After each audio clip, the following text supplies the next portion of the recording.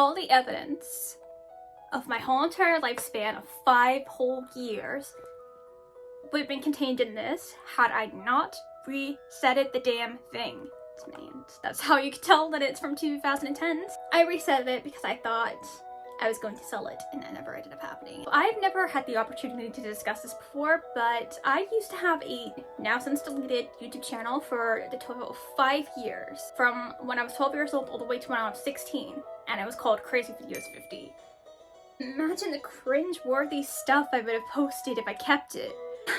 It would have been good. My YouTube channel used to contain really bad music videos of Monster High and Once Upon a Time, and you could literally tell because I would have either the iPad or an iPod or a phone literally trying to get within the frame of the TV as it's playing a particular clip, and that's how I would edit the music videos. And I would do, obviously, dog-related content, mostly Monster High. Other than that, I don't believe I did anything else up until 2014, which is when I became very curious about a particular fandom that I hadn't seen floating around the internet. I did not even assume there was going to be a fandom behind it whatsoever. I was just very curious because as a child, I was very obsessed with Thomas and the Magic Railroad. Literally to the point that this was my brother's DVD. I claimed it by writing my name right on top of here, just so the boys knew it was mine. So this is the original. I guess this would have been released in 2001? No, 2004. 2004 Australian Broadcasting Corporation. 4 years after the movie premiered. Growing up, I wasn't really into Thomas all that much. It would be something that I watched on Nick Jr., you know, whenever it was on. But it wasn't something that I was very, like, passionate or very interested. But when it came to this movie, all of that flew out of the door. I was very obsessed with Thomas and the Magic Railroad to the point that I was kind of getting a little bit weirdly emotional before when I was editing this video and getting clips, like one particular joke that I tried to do, and I ended up watching a couple of videos about Thomas and the Magic Railroad, and yeah. The movie, it's not great. It is not critical worthy whatsoever. If anything, it's quite literally a dumpster fire. But it was a movie that I very much attached myself to emotionally, I guess, as a kid. And it was one of those movies where it really influenced me growing up. The whole entire aesthetic of the movie. I love gold as a result of this movie. The whole entire magic suspense within the plot and the story to a 5-year-old kid was very intriguing to me. I really gravitated towards the character of Lady because at the time I was very curious to see what a Thomas and Friends fandom would look like.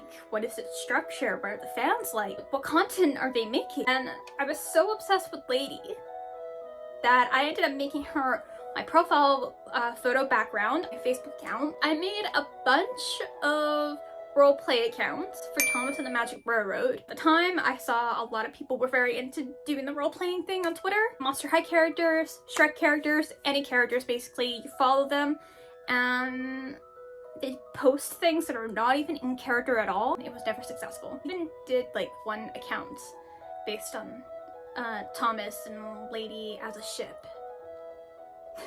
I was very interested in the creative aspect of Thomas and Friends as a franchise, which is why I was so heavily engrossed within this community. At the time, I was very reliant on the idea of becoming a voice actor and getting into the creative side of behind the scenes. So as a result, for a very long time, I was engrossed in the Thomas and Friends fandom community. Like all fandoms, there's always a positive experience and there's always a negative experience. It's just the way it goes, especially when it comes to the internet. From the ages of 13 to, I want to say about like 16 was when I stopped altogether and I started to move on. Within that short time span, I ended up making quite a few online friends. Most of them I don't talk to anymore just because we've kind of gone on separate paths. Within that time period, voice acting. I really very much so loved the idea of the creative aspect and all the actors that are involved in this community and just everything all around. I wanted to know, like, how does this work? What do? You can get paid for this? Growing up, that was one of the reasons why I loved watching Thomas and the Magic Railroad, Barbie movies, Disney movies, and even Rugrats, pretending that I was them and trying to interact with the TV and all the other characters involved. Yeah, when I figured out that there was a community for literally voice acting, I wanted to give it a shot. I somewhat managed to succeed at doing. The biggest thing that kept me in the Thomas fandom community was how there was a lot of role play and voice acting. And the very first thing that I ended up doing as an involvement in the Thomas community was becoming a voice actress for Shaun Brittian, who a lot of the Thomas community would recognize that name. So Shaun Brittian was one of the bigger Thomas creatives out on the internet. I'm not too sure anymore. I suppose with YouTube's regulations and rules as of current times, it's very difficult to try and do any of the content that he used to do, which he used to always involve Thomas music into his episodes. And I had this online friend who messaged me on Instagram at the time. He was 13. He turned around and said that there is this friend of his who was doing a Thomas and My Little Pony crossover show, and he needed voice actresses for the main six. I never lost in Shaun Brittian's content. I didn't even fully understood the whole Thomas and My Little Pony crossover community because I was still relatively new to the Thomas fandom. At the time, I wasn't very heavily engrossed in My Little Pony, so I didn't really know that much. And as any 13-year-old would, I just jumped the gun and said, yes. The rest was history. A mutual friend of ours ended up messaging him, and I got his contact details through that, and I would email Shaun Brittian and Braden Polly. I would constantly email them backwards and forwards, scripts, what they want me to do for voice acting. Eventually got to the point where I just kind of decided that it wasn't something I was interested in doing anymore. One thing I ended up learning from this experience was that I need to put research into something before I jump the gun and just join. Personally for me, looking back at what the show and story structure was about, just personally for me, it wasn't something that I was very fond of. I was very blindsided because I was just like, oh my gosh, finally I'm in something that could be potentially like Bride of Discord level, and maybe somebody in the My Little Pony fandom will see me doing all this voice acting stuff and they'll think, oh, we want her for the project. Typical 13-year-old stuff. I involved myself with 3 different creators at the time. Shaun Brittian, Tommy Beer, where he basically did redubs of existing Thomas and Friends episodes, and there was also C. Mark Anthony, and I was the voice of Madison. Unfortunately, other than a couple of Tommy Beer's redubs, the rest of them have been since deleted or suspended by YouTube due to the guidelines and policies that has changed throughout the years. None of the Mark Anthony's and Shaun Brittian's exist anymore, where I'm included. But there was this one person, I'm not sure if he was a fan of Shaun Brittian's or if he just happened to just come across this particular episode. He was initially on YouTube, and then he ended up changing on to Daily Mount a little while afterwards, and he ended up grabbing one of the episodes that Shaun Brittian did that I was involved with. He used that episode and he basically computer animated on top of it to make it very quirky and very nonsensical and very un-Shaun Brittian. Shaun Brittian's vision is very kid-friendly and very clean and based on take and play. Also used the My Little Pony figures. So thank you, Josh. Without you, this video wouldn't even be existing right now, and I would have literally nothing to look back on. Unfortunately though, due to this being one of the only videos of Shaun Brittian's back in the early days that has managed to survive during the time period that I was doing the voice acting, I believe I was the 3rd voice actress. This also means that unfortunately only 2 characters of the main 6 are involved in this episode. One being Twilight. Twilight is the main character of this episode. And Fluttershy only gets 1 speaking line. There's no Pinkie Pie, there's no Rainbow Dash, there's no Rarity, there's no Apple. I was about to say Apple Dash. Apple Jack, there's no Spike. And there is no other character that I can't recall that I voice acted for. Unfortunately, that means I won't be able to react to my very terrible, I'm assuming, impression of Rainbow Dash and Pinkie Pie. Just to use my iPod and a phone for the recordings, I would actually end up injuring my own voice as a result of it, so I would end up yelling and that would cause breakage in the audio. Anyway, I rambled on long enough. Enjoy the crunchiness of this video from me reacting to myself when I was 13 years old and very, very, very heavily reliant on the idea of doing voice impressions. Enjoy. I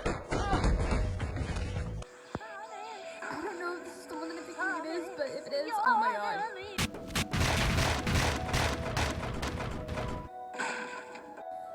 Thomas helps Twilight. It was Twilight's sparkle, and Thomas could see that she was sad. Twilight, is everything alright? Oh, hello, Thomas. I was just looking at my family album. That's me! Yes, Thomas. That's my mom and dad, shining armor and Kaden. Oh my god! We sure do, but I miss them very much. I don't like this. Oh my I'm sorry, Thomas. I know that you don't like to see me cry. I'm so alone. glad you would? Yes, Thomas. I miss them very much. She already said that. I voiced for Shaun Brittian for like, I think it was like less than 6 months. When I was about 13, at the end of 2014, as I was graduating primary school in year 7, and then I ended up leaving the show. I don't know what you would call this. It was just right before my 14th birthday. Oh my gosh. I'm not really a fan of my Twilight impression. It's better than what I was thinking it was gonna be, considering this was the first time I ever actually did voiceover for anybody else. But in terms of like the actual voice, my voice sounds nothing like Tara Strong. It was time for Thomas to leave. He had seen everything. I wish there was a way to cheer her up. So do I, Fluttershy.